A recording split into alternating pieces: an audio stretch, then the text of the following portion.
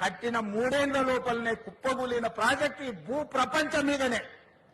సొమాలియా లాంటి వెనుకబడిన దేశాల నుంచి మొదలు పెడితే అభివృద్ధి చెందిన అమెరికా వరకు ఈ భూ ప్రపంచం మీదనే కట్టిన ప్రాజెక్టు 3 ఏళ్ల కుప్పగూలిన ప్రాజెక్టు చూపించాలి ప్రపంచ చిత్రపటం మీద అంటే అది కేవలం కాళేశ్వరం, మేడిగడ్డ, అన్నారం, సుందిల్ల ప్రాజెక్టులు అని చెప్పక తప్పదు.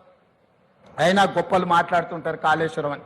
అందుకే ఈ రోజు ఇంజనీర్లుగా నేను మీకు సూచన చేస్తున్నా, మీరు ఆదర్శంగా తీసుకోవాల్సిన ప్రాజెక్టులు నాగార్జున సాగర్, శ్రీశైలం, ఉస్మాన్ సాగర్, హిమాయత్ సాగర్ అయితే ఎలా కట్టకూడదో, ఎలా కడితే ప్రజలకు నష్టం జరుగుతుందో చూడాల్సింది కాళేశ్వరం.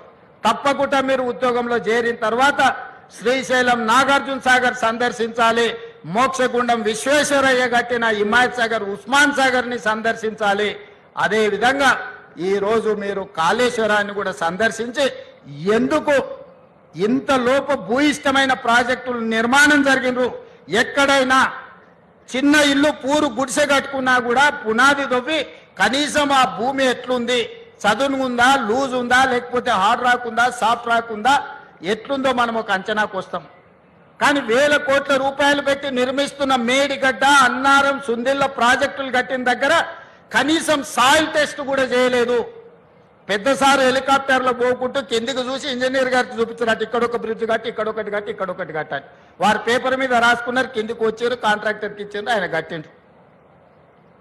ఇంత అధ్వానంగా గాల్లో నుంచి ప్రాజెక్టులను చూపించి 80,000 పుస్తకాలు చదివినా నేనే ఇంజనీర్ను, నేనే డాక్టర్ను, నేనే లాయర్ను, నేనే అని ఈరోజు నేనే దొంగనని ఆయనే చెప్పుకునే పరిస్థితులు ఈరోజు రాష్ట్రంలో దాపురించినాయి. అందుకే ఇంజనీర్ల పనే చేయండి. పొలిటికల్ ఎగ్జిక్యూటివ్స్గా మీరు ఇచ్చే సాంకేతిక పరమైన సమాచారాన్ని ప్రాతిపదికన ప్రాజెక్టులు కట్టాలా లేదా పాలసీ డెసిషన్ మాత్రమే పొలిటికల్ ఎగ్జిక్యూటివ్స్ చేయాలి. ఇంజనీర్లు చేయాల్సిన పని ప్రజాప్రతినిధులు, మంత్రులు, ముఖ్యమంత్రులు చెయ్యకూడదు. అట్లా చేస్తే ఏమవుతుందో కాళేశ్వరం ఒక ఉదాహరణ. ఇంజనీర్ల గౌరవం ఇంజనీర్లకు ఉండాలి. మీరు కష్టపడి చదువుకున్న అసిస్టెంట్ ఎగ్జిక్యూటివ్ ఇంజనీర్గా మీ ఉద్యోగ బాధ్యతలు మొదలు పెడితే చీఫ్ ఇంజనీర్ కావాలి, లేకపోతే ఇంజనీరింగ్ చీఫ్ కావాలంటే 30 ఏళ్ళు శాఖలు కష్టపడి మెట్టు ఎక్కుకుంటూ వస్తే ఇంజనీరింగ్ చీఫ్ అనే ఉద్యోగం వస్తుంది. కాలం కలిసి వస్తే ఎమ్మెల్యే కావచ్చు, మంత్రి కావచ్చు, ముఖ్యమంత్రి కావచ్చు, 3 ఏళ్లలోనే 2 ఏళ్లలోనే. ఇంజనీరింగ్ చీఫ్ 30 ఏళ్ళు అయితే కానీ కాలేరు. 30 ఏళ్ళు అనుభవం, గాలి కొట్టుకొచ్చిన అవకాశంతో గాలి మోటార్లు తిరుక్కుంటూ ఇక్కడ బ్రిడ్జులు కట్టండి, ఇక్కడ బారేజులు కట్టండి, ఇక్కడ రిజర్వాయర్లు కట్టండి అని చెప్తే ఎట్లా జరుగుద్దో, ఏం జరుగుద్దో కళ్ళ ముందల కాళేశ్వరం ఉంది. అందుకే ఎవరైనా అధికారులు, నేను స్పష్టంగా చెప్తున్నా, రాజకీయ నాయకులకు ఉన్న పరిమితమైన జ్ఞానంతో మీకు ఏదైనా చెబితే చేస్తే తర్వాత ఊచలు లెక్క పెట్టాల్సింది మీరే. ఎందుకంటే ఈరోజు వచ్చిన విచారణలు, నిన్నమన్న విజిలెన్స్ అండ్ ఎన్ఫోర్స్మెంట్ కానీ, నేషనల్ డ్యామ్ సేఫ్టీ అథారిటీ ఇచ్చిన నివేదికలు కానీ ఇవన్నీ చూస్తే మొత్తం అధికారుల పేర్ల మీద రాసి పెట్టారు. ఇచ్చిన ఆదేశాలు ప్రజాప్రతినిధులకు సంబంధించినవి, అమలు చేసింది అధికారులు. ఇవాళ విజిలెన్స్ అండ్ ఎన్ఫోర్స్మెంట్ కానీ ఎన్డీఎస్ఏ నివేదికల మొత్తం అధికారులను ఉరిదీయమని ఈరోజు వాళ్ళు నివేదికలు ఇచ్చిండ్రు. అంటే ఈరోజు ఏది పడితే అది కళ్ళు మూసుకొని చేస్తే ఏం జరుగుద్దో కాళేశ్వరం ఒక ఉదాహరణ. అందుకే శాఖలో మొదటి రోజు చేరబోతున్న మీకు రేపు భవిష్యత్తులో ఈ రాష్ట్రానికే బాధ్యత వహించే చీఫ్ ఇంజనీర్లుగా మీరు ఎదిగే అవకాశం ఉంది. మీరు కట్టే ప్రాజెక్టులు భవిష్యత్ తరాలకు మీరు అందించవలసిన బాధ్యత మీ మీద ఉన్నది. అందుకే మీరు కూడా సరైన విధంగా అంచనాలు వేసుకొని స్ట్రక్చరల్ ఇంజనీర్ ఏం పని చేయాలి, సిడిఓ సెంట్రల్ డిజైన్ ఆర్గనైజేషన్లు ఉండి ఇంజనీర్లు ఏం పని చేయాలి, ప్రాజెక్టులు సూపర్వైజ్ చేసే వాళ్ళు ఏం చేయాలా, ఎవరు ఏం పని చేయాలనో వాళ్ళు అదే పని చేయాలి. వెనకటికి సామెత ఉంది కదా, గాడిద చేయాల్సిన పని గాడిద చేయాలా, గుర్రం చేయాల్సిన పని గుర్రం చేయాలా అని. సో అందుకే ఎవరు చేయాల్సిన పని వాళ్ళు చేయాలనేదే నా సూచన. ఈరోజు తెలంగాణ రాష్ట్రానికి జరిగిన అన్యాయం గత పాలకుల నిర్ణయాల వల్ల, లోపభూయిష్టమైన ప్రాజెక్టుల నిర్మాణం వల్ల ఈరోజు ఏ ప్రాజెక్టు ఉంటుందో ఎప్పుడు కూలుతుందో తెలియదు. ఈ మధ్యలో సీతారామసాగర్ కూడా కట్టిన పిల్లర్స్ కానీ అన్ని కూలిపోయినట్టుగా అనిపిస్తున్నాయి.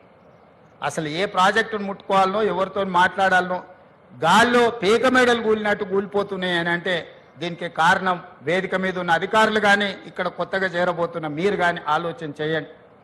అందుకే ఉత్తమ్ కుమార్ రెడ్డి గారు ప్రతి ఒక్క ప్రాజెక్టును ప్రత్యక్షంగా వారే క్షేత్రస్థాయిలో పర్యటనకు వెళ్ళి ప్రతి ప్రాజెక్టును డీటెయిల్గా స్టడీ చేసి ఎక్స్పర్ట్స్ ఒపీనియన్ తీసుకొని ఈరోజు ముందుకు వెళ్తున్నాము.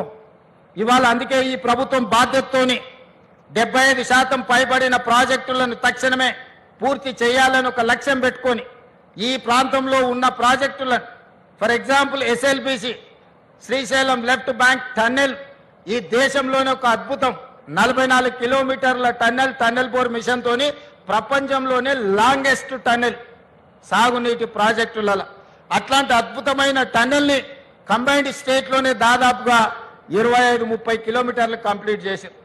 ఈ ప్రభుత్వం 10 సంవత్సరాలైనా 10 కిలోమీటర్ల టన్నెల్ తవ్వకపోవడం వల్ల మళ్ళీ ఉత్తమ్ కుమార్ రెడ్డి గారు ముఖ్యమంత్రిగా బాధ్యతలు చేపట్టినాకనే ఎస్ఎల్బిసిలో టన్నెల్ని మనం కదిలిస్తే 10 ఏళ్ల నుంచి కదలకుండా టన్నెల్ బోర్ మిషన్లు ఉండడంతో దాంట్లో నీరు బురద చేరుకొని ఒక్కసారిగా ప్రాజెక్ట్ కదలడంతో కుప్పగూలిపోయి 8 మందిని ఈరోజు బలి తీసుకునే పరిస్థితి వచ్చింది. తెలంగాణ రాష్ట్రం వచ్చినాక కూడా నల్గొండకు 3,60,000 ఎకరాలకు నీళ్లిచ్చే గ్రావిటీతో నీళ్ళిచ్చే ఎస్ఎల్బిసి ఎందుకు ఆగిపోయిందో ఎవరు నిర్లక్ష్యంతో హార్డ్లీ 2,000 కోట్లు ఖర్చు పెడితే 3,60,000 ఎకరాలకు నీళ్లు వచ్చేది. కానీ ఇలా కాళేశ్వరం మీద 1,00,000 కోట్లు ఖర్చు పెట్టిన మనకు వచ్చిన ఆయకట్టు 50,000 ఎకరాలు కూడా రాలేదు. అధికారిక లెక్కలు చెప్తున్నా నేను. అంటే ప్రభుత్వాల యొక్క ప్రాధాన్యత వల్ల తెలంగాణకు జరిగిన నష్టాన్ని ఈరోజు మనం కల్లారా చూస్తున్నాము. అందుకే శాఖలు చేరబోతున్న యువ ఇంజనీర్లకు ఇక్కడ చేరబోతున్న ప్రభుత్వ ఉద్యోగంలో చేరుతున్నామని కాదు, ఇది ఒక భావోద్వేగం అని గుర్తుపెట్టుకోండి. ప్రజల యొక్క సెంటిమెంట్, తెలంగాణ ప్రజలకున్న బిగ్గెస్ట్ సెంటిమెంట్ నీళ్లు. ఈ నీళ్లు అనే పదాన్ని మనం చాలా జాగ్రత్తగా వాడాలి. ఈ ప్రాజెక్టులను పూర్తి చెయ్యాలి. ప్రభుత్వం వైపు నుంచి సంపూర్ణంగా సహకరించి ఈరోజు నిజంగా సమయం వచ్చినప్పుడు ఖర్చు పెడతామంటే నీళ్ళకు ఖర్చు పెడతామంటే నిధులకు షార్టేజ్ వచ్చింది. అయినా ఏదో ఒకటి ప్రయత్నం చేస్తాం.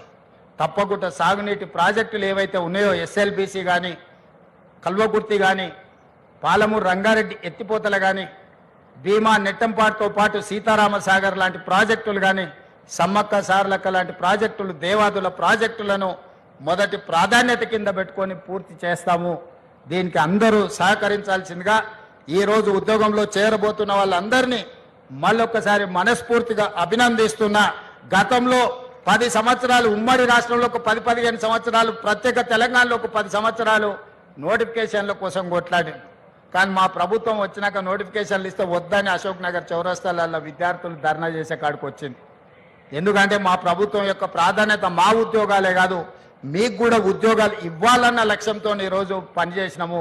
ఈ 14 నెలల్లో మీకు తెలుసు 60,000 ప్రభుత్వ ఉద్యోగ నియామకాలు చేపట్టి దేశంలోనే చరిత్ర సృష్టించినము. ప్రైవేట్లో 1,00,000 ఉద్యోగాలు ఇచ్చినాం. 3 లక్షల కోట్ల రూపాయల ప్రైవేట్ కార్పొరేట్ పెట్టుబడులు తీసుకొచ్చినాము.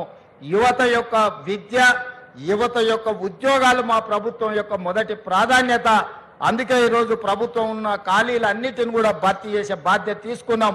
ఈరోజు గ్రూప్ 1లో కూడా 563 మంది గ్రూప్ 1 ఉద్యోగులకు ఈరోజు నియామక పత్రాలు ఇచ్చే సందర్భంలో కొంతమంది రాజకీయ ప్రేరేపితమైన పిటిషన్లు హైకోర్టులో వేసి ఉద్యోగ నియామకాలను అడ్డుకుంటున్నారు. 2011లో ఉమ్మడి రాష్ట్రంలో కిరణ్ కుమార్ రెడ్డి గారు నియామకాలు చేపడితే 15 సంవత్సరాలు గ్రూప్ 1 ఉద్యోగాల నియామకాలు చేపట్టలేదు. ఆనాడు పరీక్షలు నిర్వహిస్తే ప్రశ్న పత్రాలు జిరాక్స్ సెంటర్లలో అమ్ముకున్నారు. మేము వచ్చిన తర్వాత పకడ్బందీగా 563 గ్రూప్ 1 ఆఫీసర్లను తెలంగాణలో ఉమ్మడి రాష్ట్రంలో కూడా అన్ని ఉద్యోగాలు ఇవ్వలే. ఇవాళ ఇవ్వడానికి అంత ప్రక్రియ మొత్తం పూర్తి అయిపోయింది. కేవలం ఒక ఇనెలిజిబుల్ పర్సన్స్ పోయి ఈరోజు అక్కడ కోర్టులో స్టే తీసుకొచ్చి 563 గ్రూప్ 1 ఉద్యోగాలను అడ్డుకుంటారు. దీని వెనకాల రాజకీయ పార్టీలు, రాజకీయ నాయకులు ఎవరున్నారో మాకు తెలుసు. తొందరలోనే ఆ సమస్యను కూడా అధిగమిస్తాము. అధిగమించి తొందరలోనే గ్రూప్ 1 నియామకాలను, గ్రూప్ 2, గ్రూప్ 3, గ్రూప్ 4 అన్ని నియామకాలను